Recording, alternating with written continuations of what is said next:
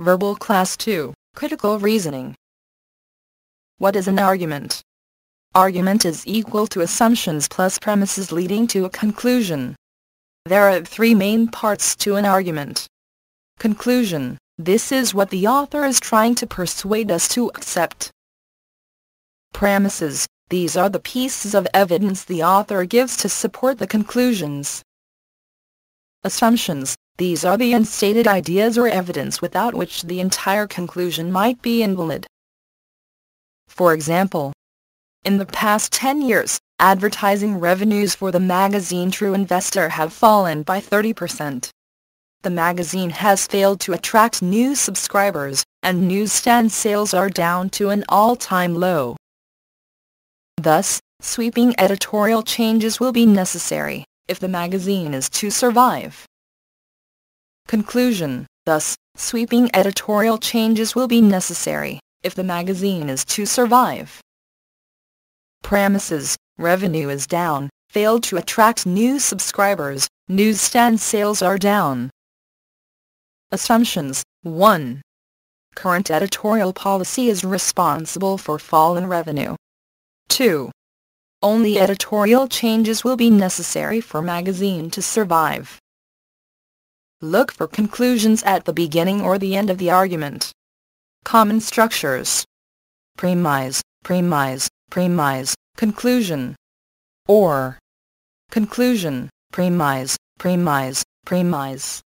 Look for structural signposts. Therefore, hence, thus, implies, so, indicates that.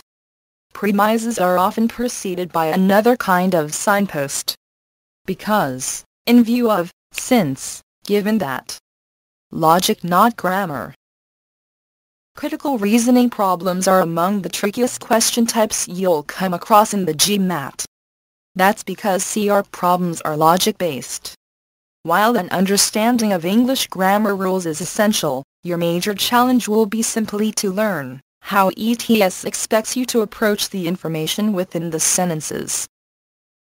For critical reasoning questions, you must be purely and consistently logical.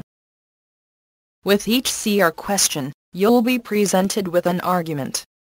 Don't try to break down the argument into its essential parts.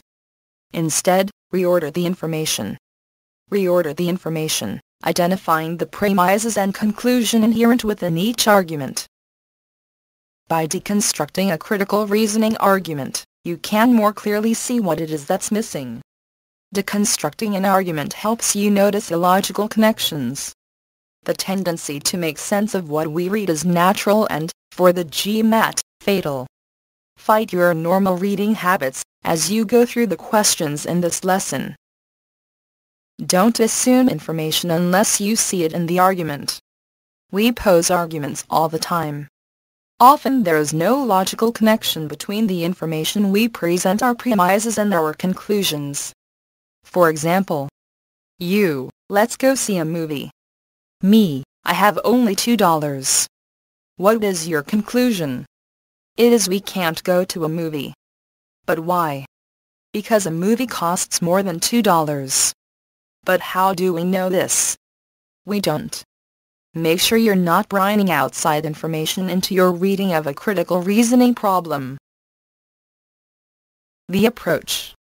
Critical reasoning questions test your ability to use basic logic to analyze and critique arguments made up of premises and conclusions. ETS test makers write arguments that assume information which doesn't exist.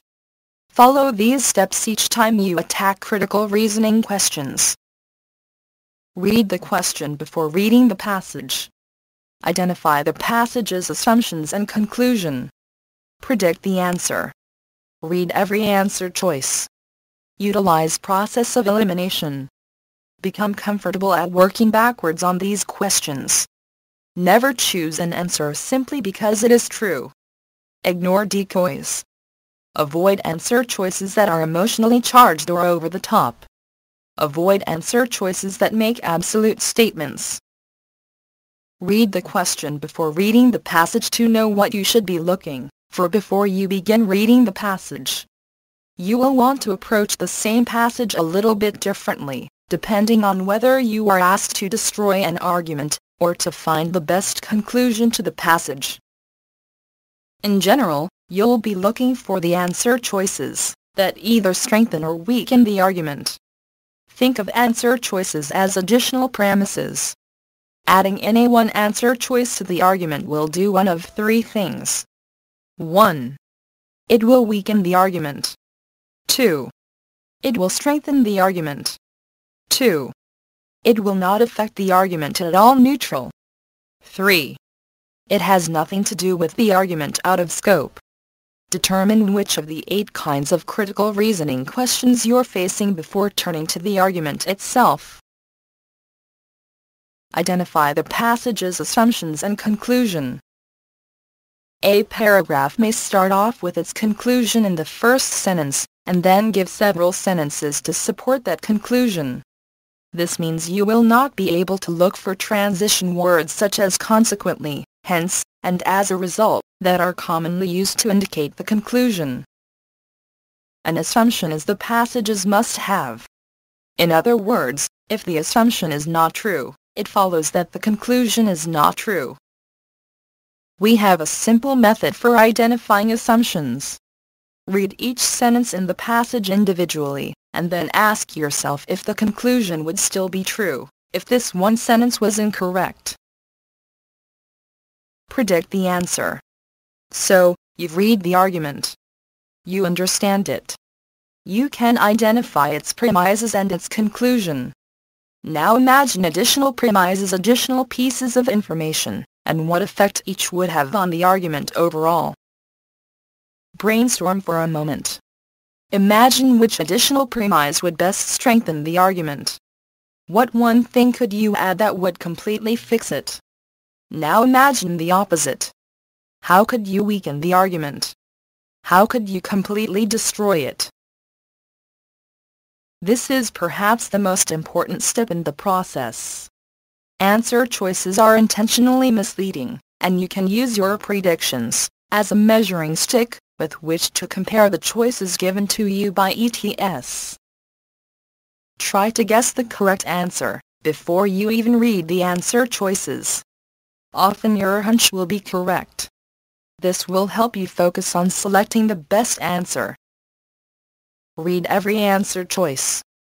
Don't settle for choosing the first one that seems right to you. You may find another answer choice that is even better than the one you initially selected. Eliminate the ones you know are wrong.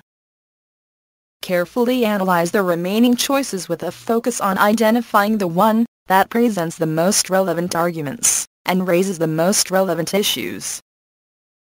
Utilize process of elimination. Think of answer choices as additional premises. As you read each choice, ask yourself, how would this additional premise affect the strength or weakness of the argument's conclusion? Categorize answer choices as one of the following. 1.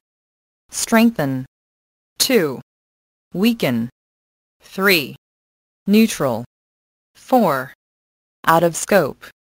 Use the process of error identification to get rid of any choices that do not affect the conclusion, that is, they are neutral, or have nothing to do with the argument whatsoever. They are out of scope.